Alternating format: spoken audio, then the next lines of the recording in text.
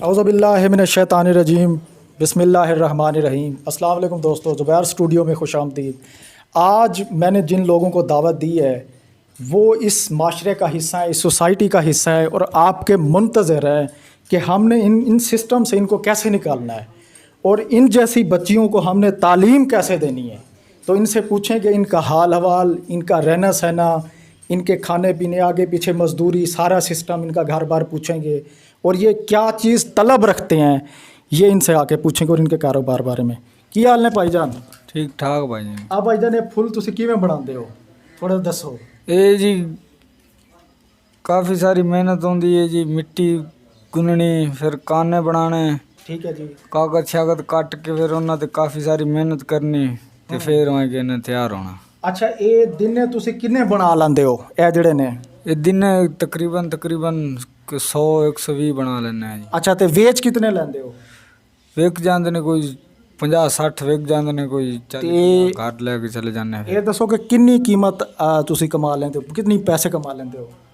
ਤਕਰੀਬਨ ਕੋਈ 300-400 ਰੁਪਇਆ ਕੋਈ ਬਣ ਜਾਂਦਾ ਹੈ 300-400 रुपये बन जाता दिहाड़ी का। ਜੀ। ते ये दसो तुहारे घर बार अपना है?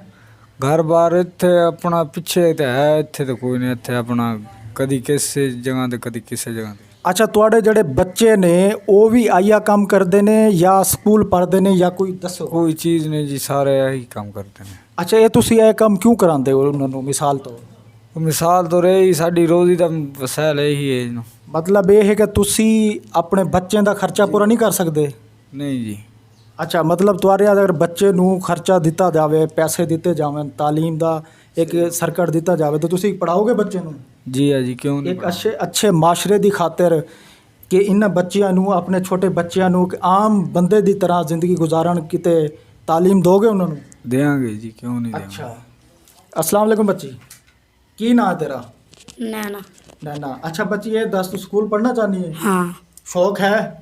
अच्छा ते ये तू क्या क्या बना लेनी है, की चीज़ां बना लेनी है? चिड़िया ते तोते मेरे माँ प्यो बना देने, मैं कोई नहीं बना। अच्छा तू जाके इस नाल सेल कर दी है हाँ। हैं? अच्छा ये दस तू मैनू कि ये चीज़ां जेह्ड़े बनांदी हो तुसी इन्हें किन्नी मेहनत लगती है? और काफ़ी सारी मेहनत लगती, कागज़ कपड़े पाने वास्ते उन्होंने बनाना पौंदा। अच्छा हुण तुहानू शौक है तालीम दा? हाँ। ते छोटे बच्चे जेह्ड़े तुहाडे ने वो भी इस तरह काम करदे ने? नहीं।